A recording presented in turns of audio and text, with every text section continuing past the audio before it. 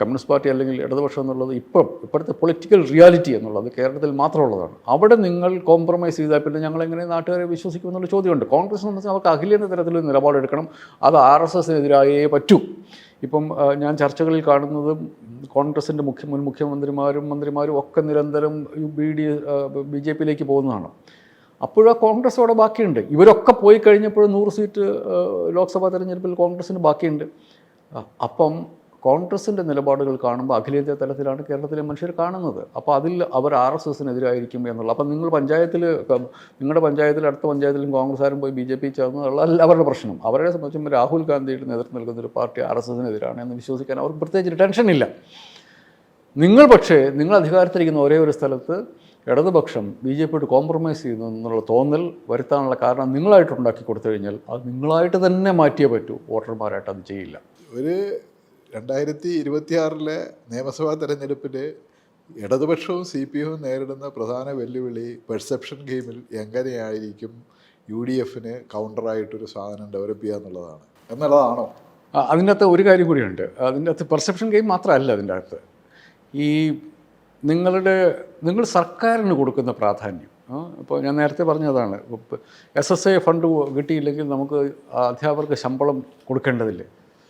അപ്പോൾ ആർഗ്യുമെൻ്റ് എന്താണെന്ന് വെച്ചാൽ നേരത്തെ നമ്മൾ മുഴുവൻ സമുദായത്തെയും കൊണ്ട് BJP കൊടുക്കണോ എന്ന് പറയുന്നത് പോലെ പോകുന്നൊരു പോട്ടെ എന്നേ പറയാൻ വേണ്ടി പാടുള്ളൂ. ഞങ്ങളുടെ നിലപാട് ഇതാണ്, ഒപ്പം നിൽക്കൂ. അപ്പോൾ ആ സമുദായം നിന്നിട്ടുണ്ട്. ഇപ്പോൾ വെള്ളാപ്പള്ളി നടേശൻ ഏത് സമുദായത്തിൽ പ്രതി അവർ ഇത്രയും കാലം സെക്കുലർ നിലപാട് അവരുടെ നിലപാടിനെ എന്തിനാണ് നിങ്ങൾ ഇത്ര പെട്ടെന്ന് സംശയിക്കുക എന്ന് പറയുന്ന പോലെ തന്നെയാണ്. ശമ്പളം കിട്ടി കേന്ദ്ര സർക്കാർ ന്യായമായ കാര്യം പറഞ്ഞുകൊണ്ടല്ല നമ്മുടെ പണം തടയുന്നതെങ്കിൽ അത് മനുഷ്യരോട് പറഞ്ഞ് അവരെ കൺവിൻസ് ചെയ്യാൻ വേണ്ടി പറ്റണം. അങ്ങനെ ചെയ്യാൻ പറ്റുന്നില്ലെങ്കിൽ അത് നിങ്ങളുടെ രാഷ്ട്രീയ പരാജയമാണ്. നിങ്ങളത് ജയിച്ചിട്ടുണ്ട്. നിങ്ങൾ കഴിഞ്ഞ വർഷം ജയിച്ചു. മുഖ്യമന്ത്രി ഡൽഹിയിൽ പോയി സമരം ചെയ്തതിൻ്റെ പ്രത്യാഘാതം എന്തായിരുന്നു? നിങ്ങൾ വഴിയിലിറങ്ങി, ഞാൻ ശ്രദ്ധിച്ചിട്ടുണ്ട്, അന്ന് ടെലിവിഷൻ ചാനലുകൾ വഴിയിറങ്ങി മനുഷ്യരോട് ചോദിച്ചു കഴിയുമ്പോൾ കേന്ദ്ര സർക്കാർ സംസ്ഥാന സർക്കാരിൽ തരാനുള്ള പണം തരുന്നില്ല എന്ന് മനുഷ്യർ ഉറച്ചു പറഞ്ഞിരുന്നു.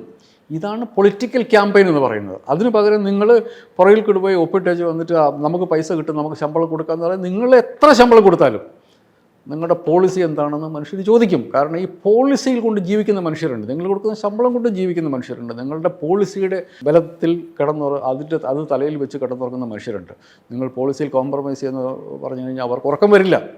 അപ്പോൾ അവരുടെ കംഫർട്ടബിളായിട്ടുള്ള പൊസിഷനിലേക്ക് പോകും. കോൺഗ്രസ് എന്നുള്ളത് ഒരു അഖിലേന്ത്യാ പാർട്ടിയാണ്. ആ പാർട്ടിക്ക് ഈ പാർട്ടിയിലെ നേതാക്കന്മാർ പലയിടത്തും കോംപ്രമൈസ് ചെയ്തിട്ട് നമ്മൾ കണ്ടിട്ടുണ്ടാവും. ആ പാർട്ടി തന്നെ ചിലയിടത്ത് കോംപ്രമൈസ് ചെയ്തിട്ട് നമ്മൾ കണ്ടിട്ടുണ്ടാവും. പക്ഷേ ഇപ്പോഴും RSSനെതിരെ ഉള്ളൊരു സിംഗിൾ ലാർജസ്റ്റ് ഫോഴ്സ് എന്നുള്ളത് കോൺഗ്രസ് ആണ്. കേരളത്തിൽ നോക്കുന്നൊരു മതനിരപേക്ഷ മനുഷ്യനെ സംബന്ധിച്ചിടത്തോളം if is not immediately associated with left, Congress അയാളുടെ ഓപ്ഷനാണ്.